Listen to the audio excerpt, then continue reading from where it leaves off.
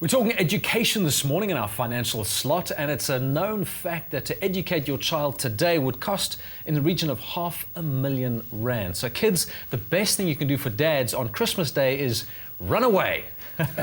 No, I'm kidding. I'm being facetious, but it is a very real consideration that education costs what it does. So with me in studio this morning is Warren, a wealth manager. Warren, tell me about education. What is it going to cost us as parents these days?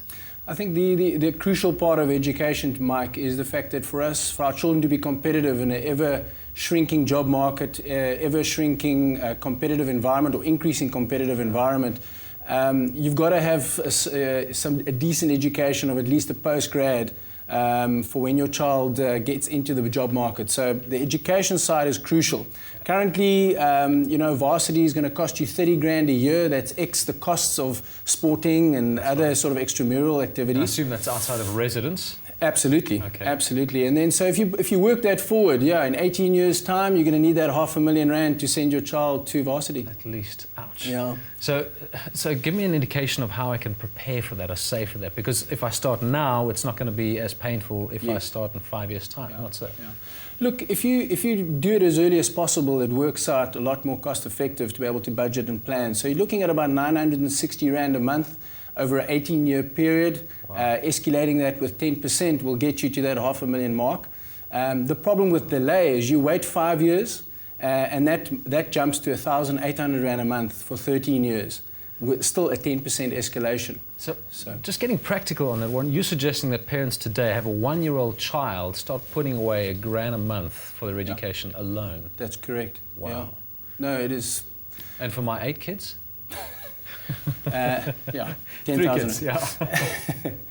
Well, let's say we get them through education, then what? So what is facing matrics today as they leave school?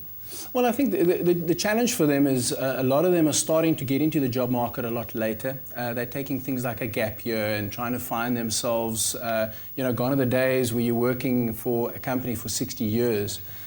So we find, for example, in the States that on average children take about 7 jobs before they finally find what they really want to do. So I think a career guidance and sort of trying to educate your child around what are the opportunities out there are going to be crucial.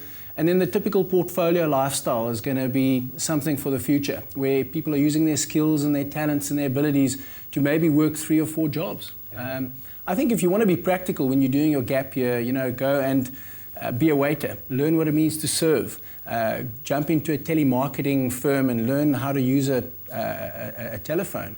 And get your skill set out there. And I think a lot more people, because of the time constraints, are doing shorter courses to build on their skill set as they get older.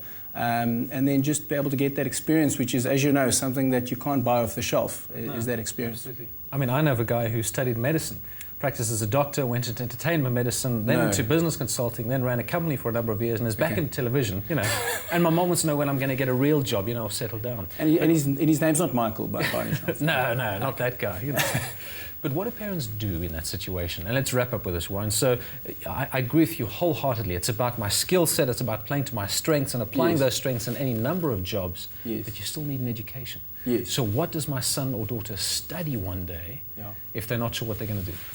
And the fact is they're not going to do what they studied for. That's the other side of it. Well, that is a challenge. I think, again, going back to building on skill set, going on entrepreneurial courses, a lot of the varsities and a couple of other smaller training facilities have these courses for entrepreneurs. What does it mean to be an entrepreneur? How do you run a business? How do you set up a business plan? How do you put a marketing strategy together?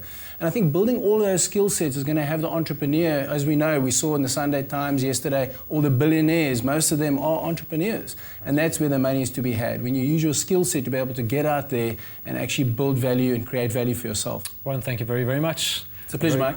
Great insights from a wealth manager, and really Warren's talking about the big concept of Me Incorporated, brand new. That's where you want to invest, and that's where you want to put your time and your effort and your education.